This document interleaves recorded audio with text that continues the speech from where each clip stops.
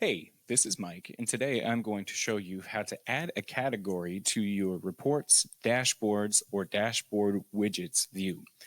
And since I've been giving a lot of love to the new AP2 interface and not much to the Classic, I'm going to demonstrate this one in the Classic interface.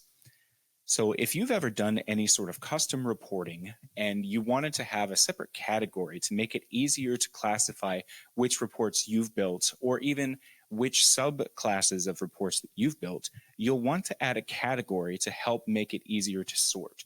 So to do that, you'll browse to System, Customize, Categories, and you'll see a list of existing categories.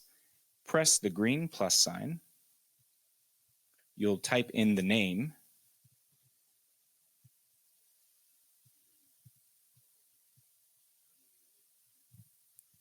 choose where you would like to see it, dashboards, reports, or widgets, and press the save icon. If you would like to edit the name or where you can view this category, simply press the wrench. And now you can edit, make changes, or delete it if you're done.